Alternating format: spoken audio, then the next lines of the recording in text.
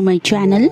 आज हम class 10th का चैप्टर नंबर 3 की स्टोरी पढ़ेंगे, जिसमें 2 स्टोरीज़ हैं। सबसे पहली स्टोरी है हिज फर्स्ट फ्लाइट। ये एक बहुत ही शॉर्ट स्टोरी है और जिसके राइटर हैं, जिसके ऑथर है लियाम ओ फ्लाटी। ये एक बच्चे सीगल गर्ल की इमेजिनरी स्टोरी है। लेखक कहते हैं कि यह समय आ गया था जब उसे उड़ना सीखना था। उसके 2 भाइयों एवं छोटी सी बहन ने अपने मम्मी पापा की नकल करके उड़ना सीख लिया था।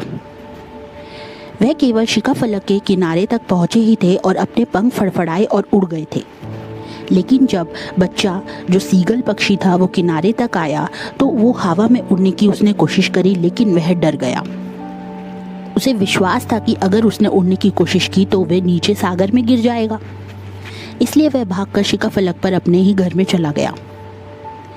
सीगल पक्षी के जो मम्मी पापा थे उसे अपने साथ लेने आए, मगर उसे उड़ने से मना कर दिया। उन्होंने उसको कहा कि वह ऐसे इस तरीके से भूखा मर जाएगा, लेकिन वो इतना डर चुका था कि वह उड़ा ही नहीं। 24 घंटे बीत गए। सीगल पक्षी ने कुछ खाया ही नहीं था। उसे बहुत भूख लगी हुई थी।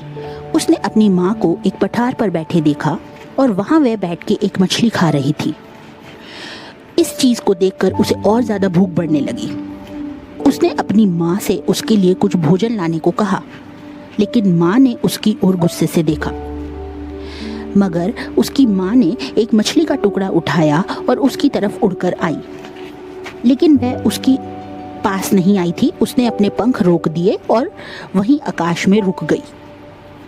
सीगल पक्षी को हैरानी हुई कि वह उसके पास क्यों नहीं आ रही थी। वह और अधिक बर्दाश्त भी नहीं कर पा रहा था, क्योंकि वह भूख से पागल हो गया था। उसने मछली पर छलांग लगाई तो वह अपनी माँ तक नहीं पहुंच सका, मगर यह शिकाफलक में नीचे और वो हवा में गिर गया। वह बहुत ज़्यादा डर गया और चिल्लाया, मगर यह डर उसे केवल 1 मिनट तक का ही रहा था। उसने अपने पंख फैलाए और उड़ने की कोशिश करी, और अचानक उसने क्या देखा कि वह उड़ने लगा है। वह उड़ रहा था। वह खुशी से चिल्लाया और बहुत ऊंचा उसने उड़ना शुरू कर दिया। उसके माता पिता और जो भाई बहन थे उसके चारों ओर उड़े और खुशी से चिल्लाए।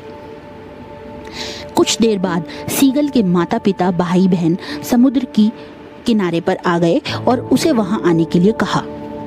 सीगल ने सोचा कि यह एक हरा फर्श है। उसने जैसे ही समुद्र पर खड़े होने के लिए अपनी टांगे नीचे की, उसकी टांगे उसमें डूब गई और फिर वह डर के मारे फिर से चिल्लाया, पर उसने देखा कि वह डूबा नहीं है।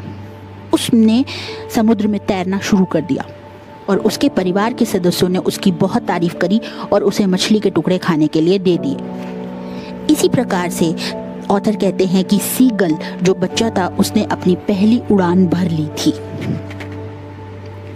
अब हम इसमें अगली स्टोरी पढ़ेंगे। उसी स्टोरी है जिसका नाम है ब्लैक एरोप्लेन। इस कहानी के जो ऑथर हैं उनका नाम है फ्रेडरिक फॉर्सिथ।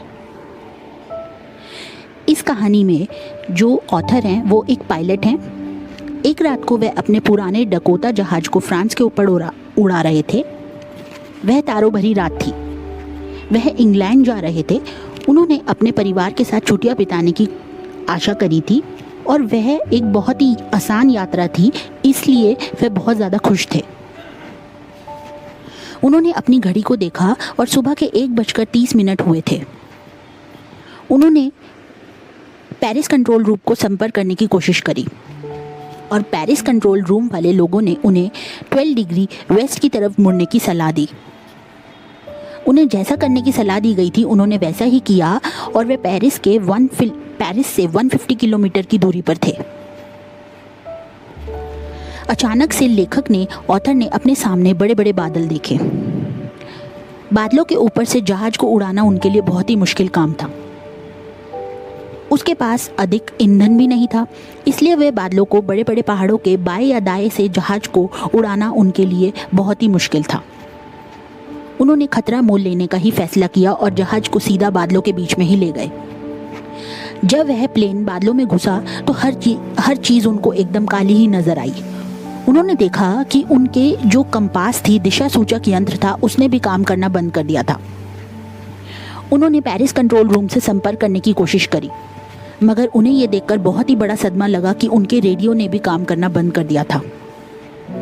अचानक से लेखक ने अपने पास एक काला हवाई जहाज को देखा और वह उसके अंदर पायलट को देख सकते थे। पायलट ने लेखक को अपने पीछे पीछे आने के लिए इशारा किया। उन्होंने काले हवाई जहाज का पीछा एक आज्ञाकारी बच्चे की तरह किया।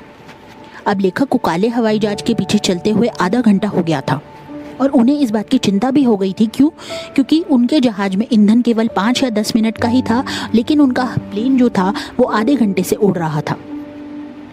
मगर तभी काले जहाज ने नीचे जाना शुरू कर दिया और लेखक ने उनका पीछा किया।